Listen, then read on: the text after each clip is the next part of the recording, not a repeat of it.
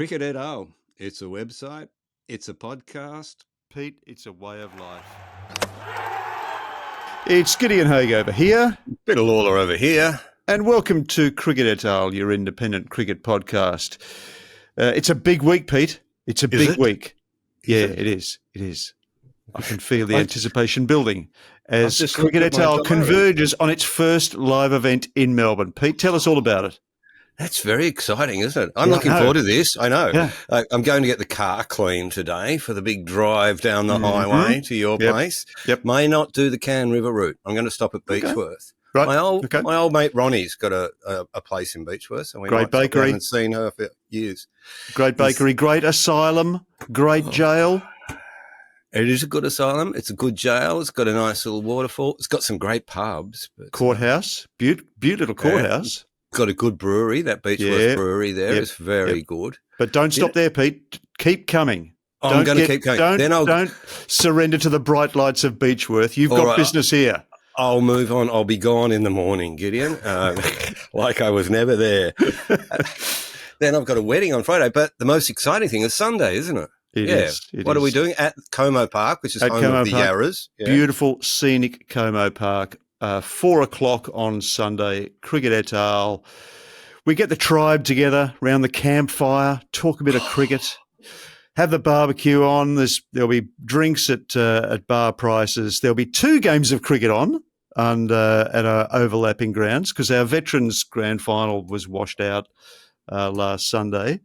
So, I mean, it's just going to be cricket nirvana.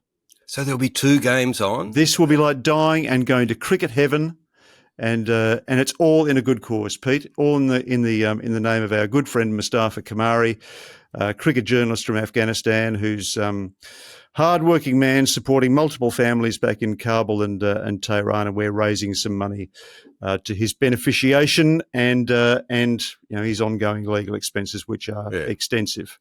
Well, it's specifically so he can reunite with his family. That's exactly right. Yeah, he's got a wife, he's got a sister and a brother who are stuck in Tehran at the moment, and they're somewhere in the queue, somewhere in the cogs of the machine. We can't quite tell where, but we know that it's going to be expensive. It's just an expensive process. The whole immigration process. Yeah. So the poor bugger, he's working like 14 nights in a row in a factory? He works, yeah, exactly. He works in a warehouse. He works 12-hour shifts at weekends. He's still working for Afghan National TV, which is London-based. He does a lot of their cricket stuff from here. But a thoroughly good man, long-term friend of the pod. In fact, it was the pod that introduced us to him, so we feel as though we owe him a duty of care, and so we're getting together to raise some money for him. So if you look at my piece this morning about the Champions Trophy, at the bottom of that, there's a link to the tickets, $50 for a ticket. You can also make a donation, and we look forward to your company on Sunday. All the money goes to him? It does. Well, and then it all goes to lawyers who stand between him and his family. That's right. It's hard to imagine. It's hard to imagine being separated from your family in such traumatic circumstances, and then not to be able to reunite with them. That must be so frustrating. Hey, and we've got our little mate joining us, haven't we? Our silent partner. We do. Yeah. Pez will be joining us. Not the one who plays for the Australian team, the other one. All the happy Mondays. No, it's Sam Perry will be along, and Greg Baum from Emeritus Sports Writing, Doyen from The Age will be joining us for a couple of hours. Will Higo come too with Sam? Like they're joined at the hip, aren't they? Have you ever actually seen them not in the same room together? Actually, that's a thought. That's a kind of a haunting thought. Is it? Yeah. Can't have one without the other. They sort of define themselves by contradistinction. Higo is the one who's not Sam, and vice versa. Might have to get Nick Hockley's dad in to separate them so that Pez can come alone. Hopefully Higo will come too. That'll be a good day. So we're kicking off at about 4 o'clock. Tickets are through the Cricket et al. Website. Is there, or is that Sticky Ticks? But you can link to the Sticky Ticks off my Cricket et al. Post this morning, or my Instagram account, Gideon, which I'm sure you follow. Yeah.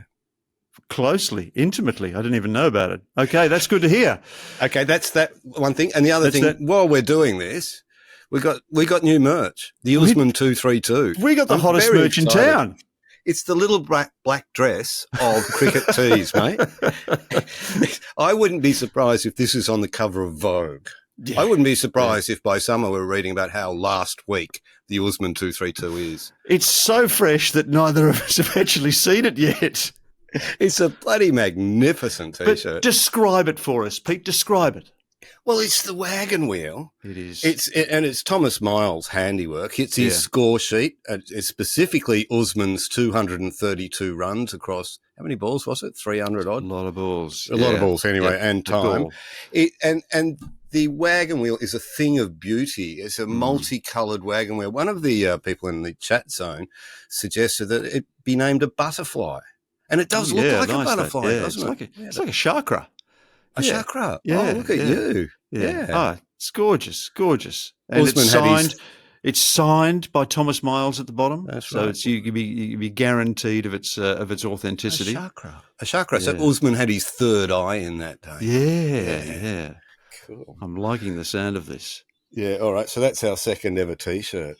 Yeah. It's more than a lifestyle. It's walking out the door. It's walking at the door, and I can't wait to see it, Pete. I can't wait. I can't wait for those other T-shirts that you sent me to arrive. You posted them last week, didn't they? They haven't got it yet. Which ones were they? You did the Classique Cricket Etal T-shirt, which you sent me. Did I? You sent me a couple of boxes. Oh, yeah, I did. Yeah. Well, Dave should. Did you remember to send them? I saw you packing them. Yeah, well, I ordered them. So they're on the way. Did the wine arrive? Ah, right. Okay. I'll look out for that. No, that hasn't landed yet. I'll listen out for the phone on the doorstep. We've got wine as a bit of a sort of raffle prize or something for the event. I got a raffle present yesterday, actually, Pete. Did you win a raffle? No, but the guy, one of my teammates who was driving me back from the Vets game, he said, I've got to get rid of this. I might donate it to the club. I said, no, donate it to us. It's the Shane Warne Legacy edition of Monopoly. I think that's a must-have. How cool is that? You've got to have that, yeah. Well, I was thinking of bringing this one down. I've got this Ricky Ponting signed Magnum. Right, the 127. The 127, yeah. The Barossa Shiraz. Oh, yeah. So we'll have a few things to It's all going on. It's all going money. On. Yeah. I've sent Usman some of those T-shirts. Okay, and good. He's going to sign them and send them back. Hopefully they'll get down to Melbourne by the weekend, but probably not because we're just never organised like that. Yeah. Well, you been watching any cricket? Yeah. I watched the England-Australia game at the weekend. I fell asleep towards the end of it, but I saw most of it. Watched the first half of India-Pakistan last night. Takes a lot for me to sleep rather than watch Virat, but frankly, I was recovering from Saturday night, and the game seemed to be a foregone conclusion. Yeah, I guess last night wasn't such a high-scoring game, but that Australia-England game was an old-fashioned ODI, wasn't it? It was a good one, wasn't it? Yeah. Those I've forgotten how much fun those 700-run ODIs are, except unless you're a bowler. Yeah. Duckett batted beautifully in that first innings, didn't he? Geez, I like the way he bats. Yeah, he's busy, isn't he? He's very constantly busy. But they lost momentum through the back half of that innings, and I think it was important that Australia got those 23 overs out of spin. They got 5 wickets from 4 bowlers. I quite like Labuschagne bowling at the death. I may be the only person who fancies Labuschagne's leg spin. I'm very pleased when he does bowl leg spin rather than that medium pace shite that he is occasionally distracted by. It's so upset Tim Payne. Yeah. Well, but he got the big wicket, didn't he? He got Duckett with an extraordinary LBW. Incredible, wasn't it? Yeah. Did he hit him on the shoulder or something? Yeah, it's almost like that. Well, it was just so slow. He was through the shot before it got there. They did lose momentum, but I thought that the Australian bowling was really sensible. I mean, Australia doesn't have its seam attack there. No. They're all missing. They've all stayed home. They've all got their feet up. But what they've got is guys who just bowl really good change-up deliveries, didn't they? In fact, I'd be interested in the percentage of actual full-speed deliveries those guys bowled. Yeah. I think it would be. I think more than half of their balls seem to be slow balls. Certainly would be for Nathan Ellis. I think he's very effective under those conditions. And he's now a very experienced player at that level. He's taken the role that Kane Richardson used to have for Australia, and I think he's even better at it. I agree, and he's brought back the old back of the hand slow ball. Yes. Now, I haven't seen that for a while in cricket, have we? Or have I not been watching? Everyone's got 3 or 4 slow balls, except England. It was interesting, wasn't it? Watching Wood and Archer bowl. Archer bowls shit slower balls. He has not mastered the slow ball at all, although it doesn't stop him trying it. And Wood just has nothing really. He just and they both slid onto the bat with the dew on the surface, and it was just a matter of how far Inglis and Maxwell could hit them by the end. I think it's a recipe for disaster, I reckon, that sort of Wood bowling. If the batters are up to the pace on those easy wickets, you can just hit through the ball. Jofra Archer he looks like a sort of memory of a good bowler, shadow of a good bowler. I mean, I know I haven't seen a lot of him bowling lately, but he doesn't look like the bowler he used to be. He's certainly not the catcher that he used to be, because he dropped.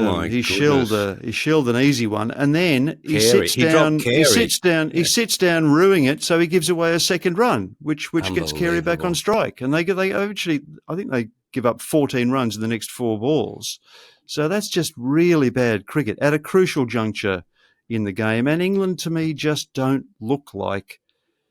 These are, of course, the early days of the new McCullum white ball regime, but they're struggling to find a formula. I thought playing 3 keepers and batting Jamie Smith at number 3, that just seems to be groping for a solution. And I also think that Butler as a captain just never fills me with confidence. He's a bit of a non-entity, and I don't think he certainly doesn't fit with McCullum as well as Stokes fits with him in 5-day cricket.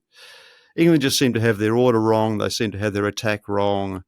They seem to drift in and out of the game. They seem to lose focus at various stages. There are still quite a few players playing on reputation. They haven't really brought on the next generation. That's the ghost of a great white ball team. And the perception we got of the Australian team was, they're not really interested in playing this tournament. Nobody's showing up. But the guys who showed up really looked tuned into the game. And you mentioned Carey, who was dropped on 50 by Jofra. He's had an outstanding 12 months, Alex Carey. So he's now forced his way back into the one-day side as a batter. And a fielder. And an absolute gun fielder. What about the first catch? It was a ripper. Yeah, exactly. And what about the Brook catch? They were both vital catches. Taking Salt and Brook out, they were crucial to nip those two out, because they are kind of the real sources of English momentum. To get them out cheaply was very important. And contributed with the bat. I had a look. His test average in the last 12 months is 50. He's had a great time, hasn't he? Well, we've mentioned it a few times. He started there's always a perception that he might be under pressure for his place. I mean, and he had lost it in the white ball game to Inglis. Yep. And it often felt like that people were pushing for Inglis, but he's held him out. In fact, you can't deny Carey at the moment, just as you couldn't deny Inglis. Inglis has been outstanding, hasn't he? He's got the 100 on debut, and now he's got the fantastic 100 in this. 103 formats. Astonishing. Not many do that. One in each. Yeah. Were you on Offsiders on the weekend, were you? Yeah. No, I wasn't. I saw you point out that thing about that. We've talked about it before. It's so hard for young batters now with the 3 formats. I think it's a good point you make. It's they have to mature a little. Early on, it's very hard to groove that batting 3 formats. I think that expectation that, if you haven't made international cricket by the time you're 22, you're finished, is a bit backward looking. Maybe that was true 20 years ago, but it just takes longer for players for their technique to stabilise, for them to get comfortable in all 3 formats. At one time or other, one format is going to preoccupy them, is going to take their attention to the exclusion of the others. So players coming through a little bit later is not to be scorned. Look at the value that Australia's getting out of Bo Webster at the moment, and Scott Boland. Yeah, well, I suppose Scott Boland's not... but that case round batting, I think, is a really, really interesting place. None of these people, like Ricky Ponting, didn't have to play T20 cricket when he was learning to bat, did he? I mean, he would have played the one-day game. What is Saily? Saily's a new eSIM service app brought to you by Nord Security. You can choose from several affordable eSIM plans in over 150 countries. With the Saily eSIM, you'll always have a connection when needed. Why Saily, Pete?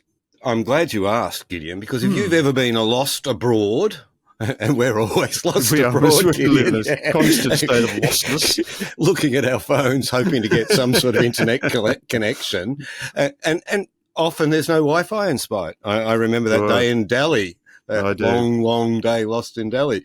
You'll understand what a difference a local SIM can make. An eSIM provides an internet connection wherever you travel, saves you money on roaming fees. I know, because Gideon, I've just got the bill back from Sri Lanka, and I can tell you that a carrier has charged me like a wounded bull for extra charges while I'm in Sri Lanka. Charge it to SEN, mate. Charge it to SEN.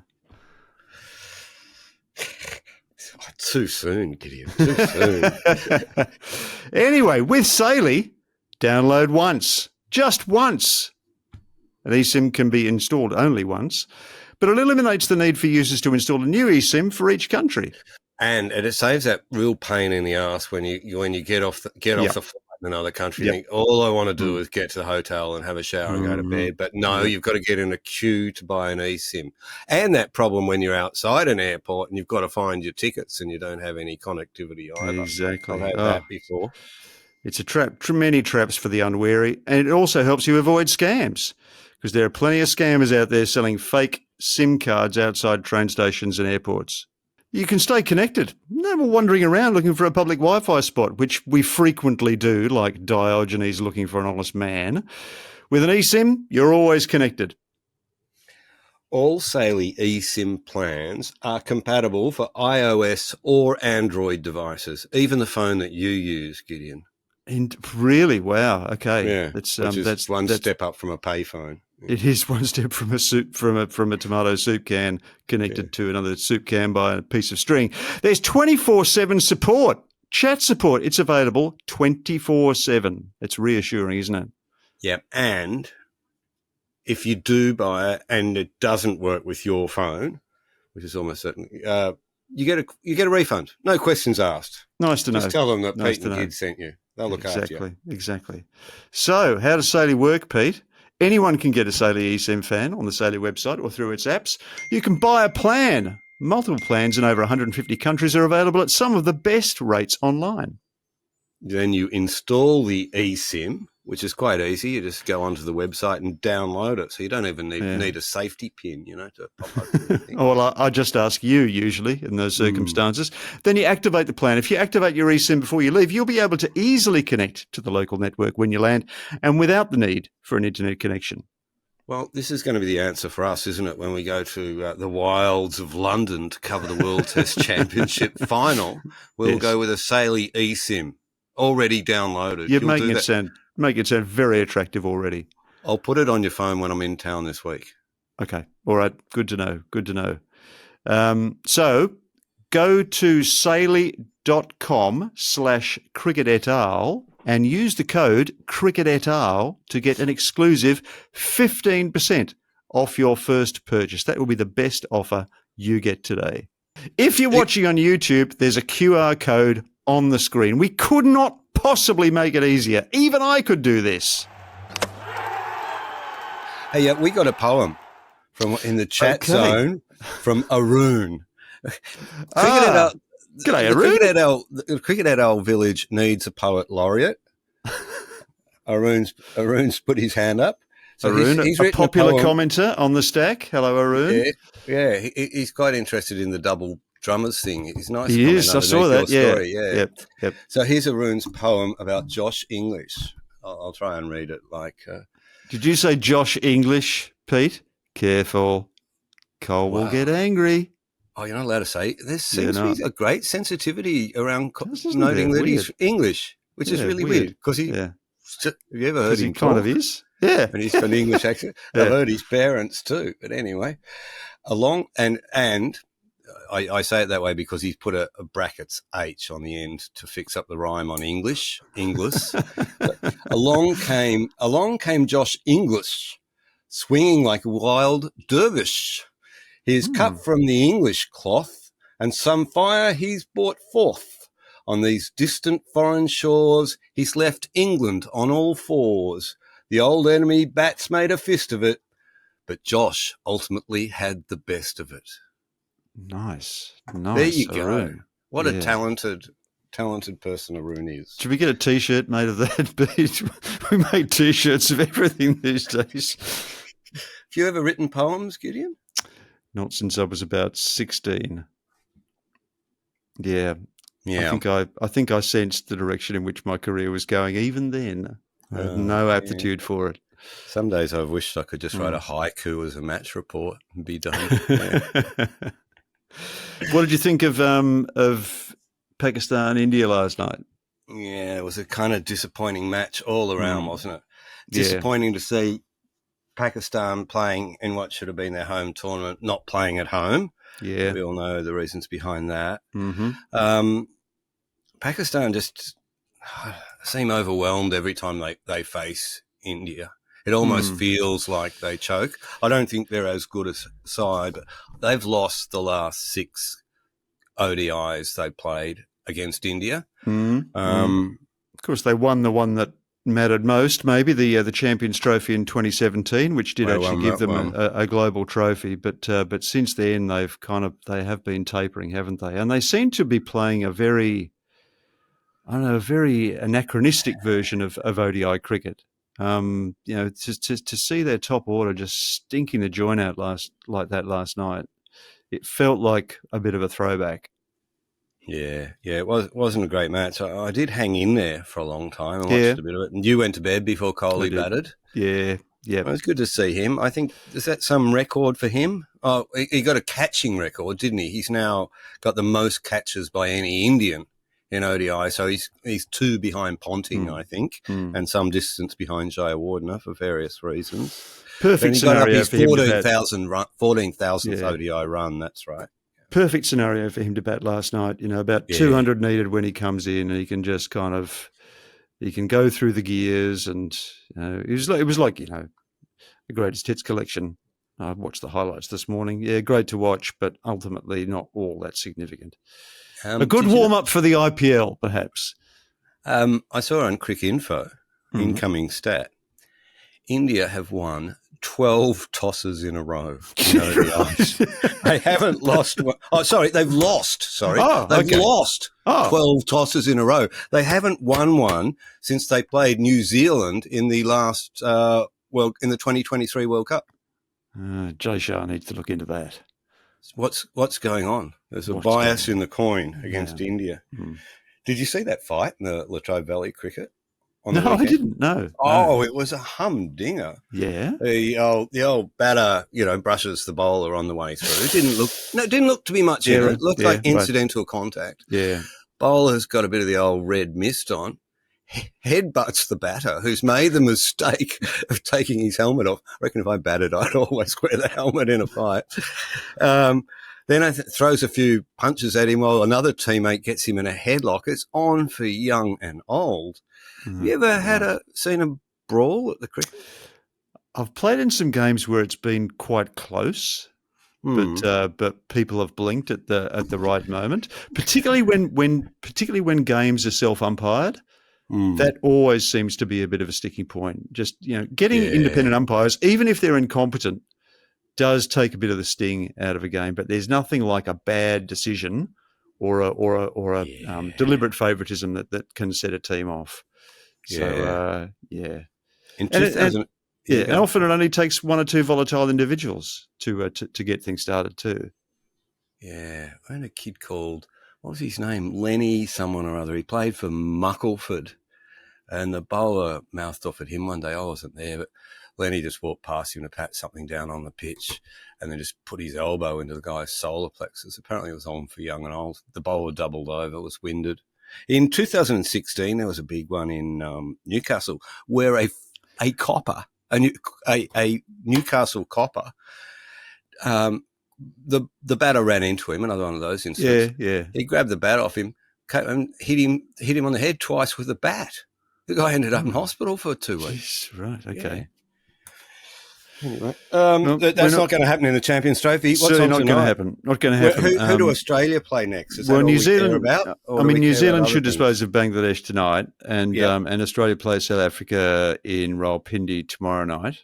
That could be a challenge. That will be a good game. That will be a really good game. You look up and down that South African side, and while De Zorzie's not a de Kock, there's Klaassen to come back. He was injured in the first game. And, if Markram and Miller get going in the middle, that's a lot of firepower. And the attack's good too. If you've got Rabada and Jansen and Maharaj in the middle, that's actually there's a lot to like about that South African team. And, of course, it added significance from the fact that a lot of these players will be playing each other again in the WTC final in June. So it's a South African year. So there's a bit on the line tonight. Well, South Africa do look good in this tournament. Probably the only thing that can hold them back is the fact that they're South Africa. Hey, don't forget, South Africa actually won this tournament in 1998. So they do have some ICC 1998. silverware. Yeah, the first version of the ICC knockout, as it was then, in Bangladesh in 1998. It was a knockout competition, and they won the final. People have forgotten that. Come on, go South Africa. This is their lucky tournament. Yeah. I wouldn't mind South Africa doing all right. They do look like they're in a bit of trouble these days. South African cricket. Yeah. So England play Afghanistan on Wednesday night in Lahore. That's a must-win for them. And then Australia play Afghanistan on Friday night, which is their first, I think I'm right in saying it's their first ODI since the Maxwell's great Mumbai massacre in the World Cup in 2023. That's in Lahore as well. So there's a big week of cricket coming down the pike for you. A nice lead into our event. Once again, mention that Cricket et al. Coming to the People at 4 p.m. for a barbecue and our usual bollocks with Sam and Greg on Sunday afternoon. Proceeds for our friend Mustafa.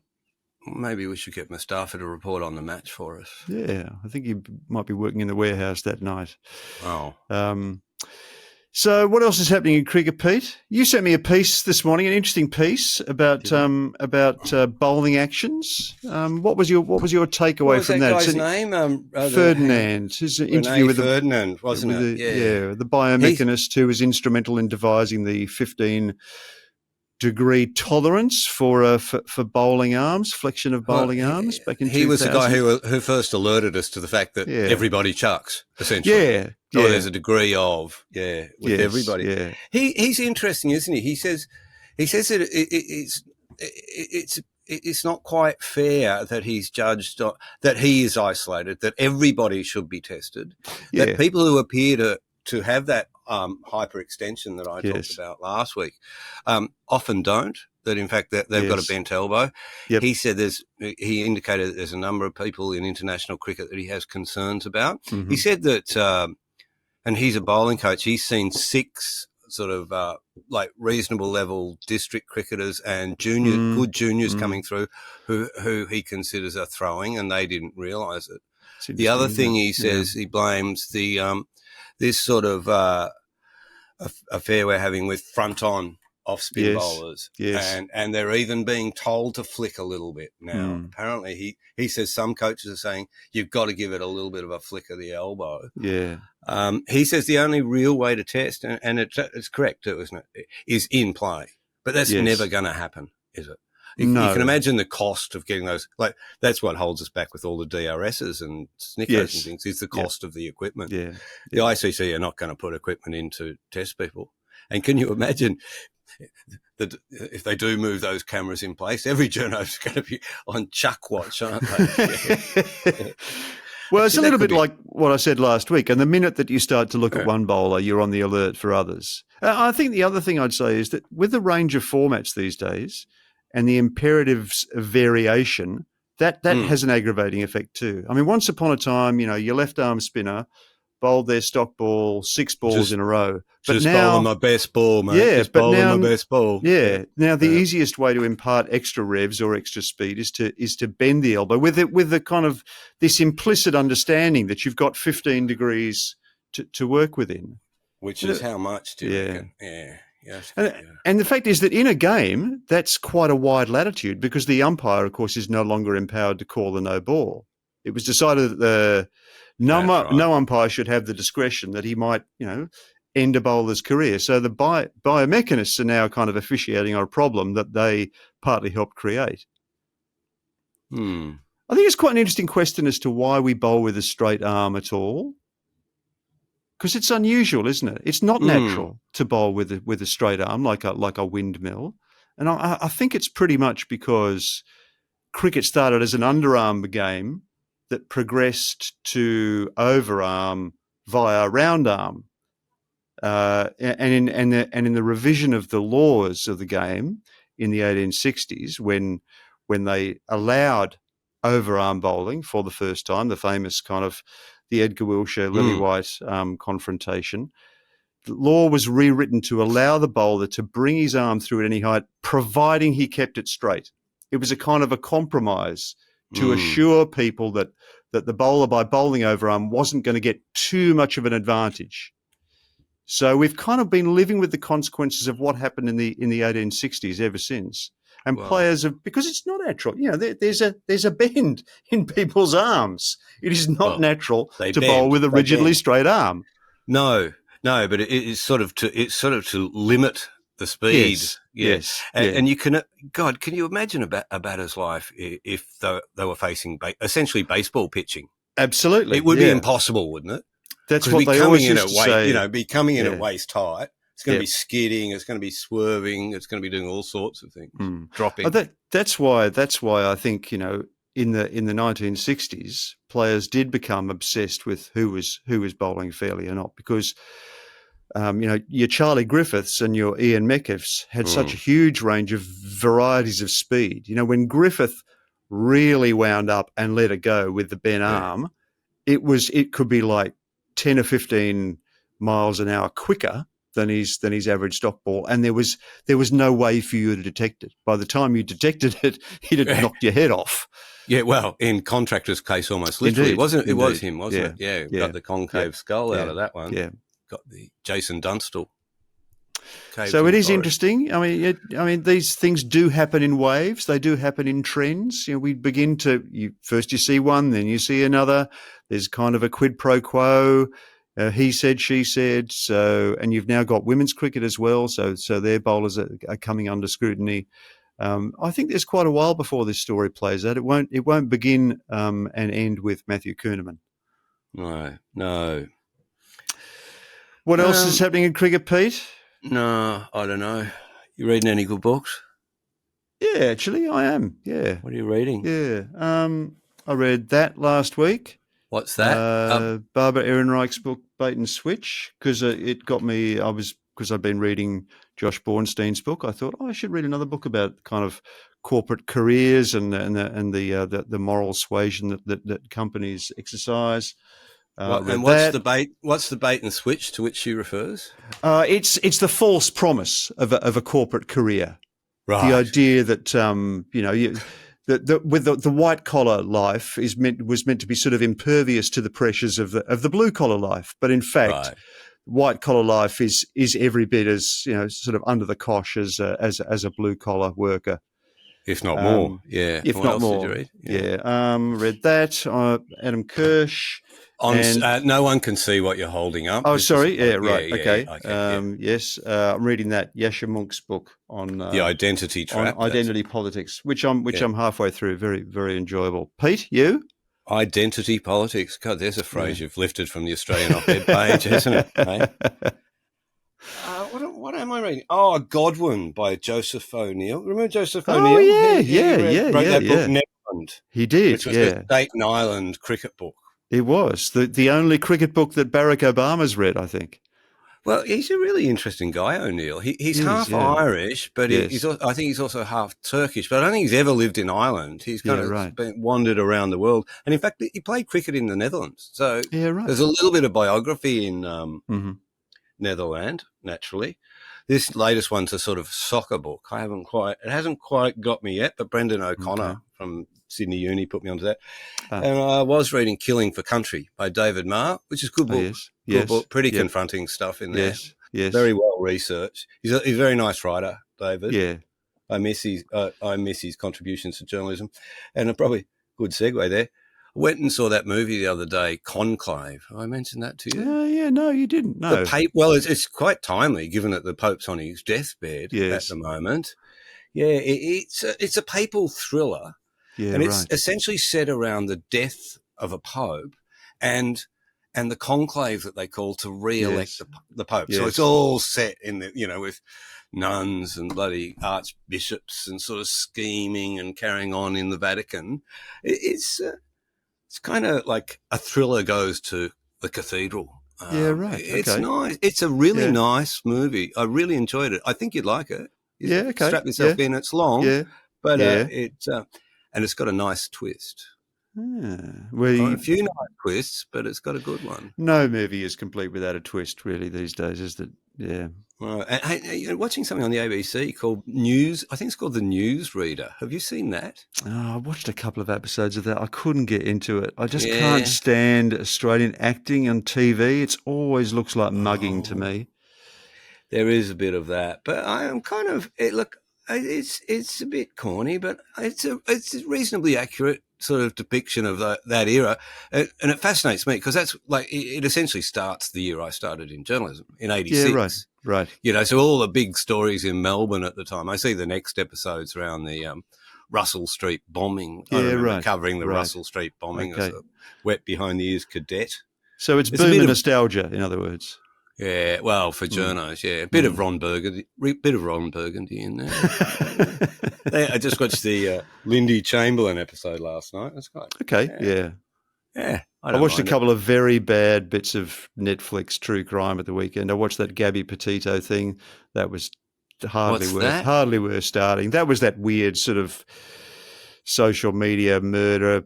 The girl in the van and with her boyfriend, with a toxic boyfriend, and it's only of interest because of the weird sort of social media, the macabre sort of social media fascination with it. But ultimately, the villain's kind of unsatisfying, and the innocence of the victim, you can only play on that for so long. How long do they drag it out? Too long. This is what drives me mad about that. Yeah. Yeah, they sashimi slice events. They do. It so slowly. Yeah. I watched the Jerry Springer series last night. The series about the Jerry Springer show. That was quite entertaining, actually. That took me back. Yeah. And in retrospect, what do you it always makes you think that you always wonder whether you don't live in a sort of a uniquely vulgar and debased age. Actually, maybe things aren't so bad now. Really? Maybe. Maybe they are. I've got this other book that I'm meaning to start. Have you seen that book, HHHH? Oh, yes. Yeah. That Lawrence about Reinhard Heydrich. Yeah. Yes. Lawrence Binet, is it? Yeah. Well done. Yep.